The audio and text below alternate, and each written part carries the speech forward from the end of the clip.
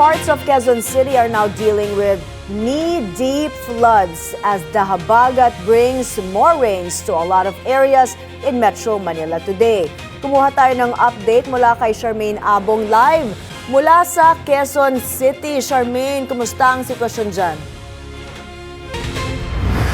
May nandito tayo sa bahagi ng Silangan Street, Barangay Apolonio Samson sa Quezon City kung saan umabot hanggang tuhod ang baha na naranasan ng mga residente dito dulot nga ng epekto ng habagat.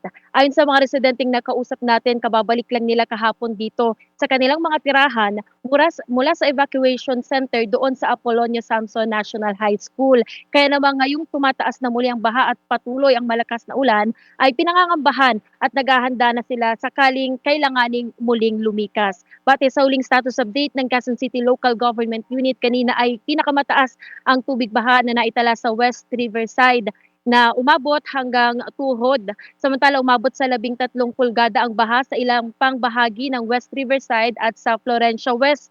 Sa Gumamela Street sa Barangay Rojas, nasa 10 meters naman ang baha. Natala rin ang 8 pulgadang tubig sa Don Jose N.S. Amoranto sa Barangay Santo Domingo at sa Parkway Village dito sa Barangay Apolonio Samson.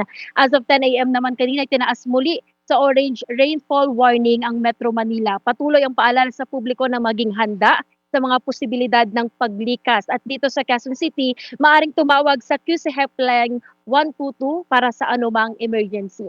Samantala, may sa mga oras na ito, patuloy nating nararanasan ang mahinang pag-ulan dito at unti-unti na ring humuhupa itong baha dito sa bahagi ng Barangay Apolonio Samson sa Quezon City. Yan muna ang latest, May. Balik sa'yo. Mag-iingat kayo dyan, Charmaine Abong live from Quezon City.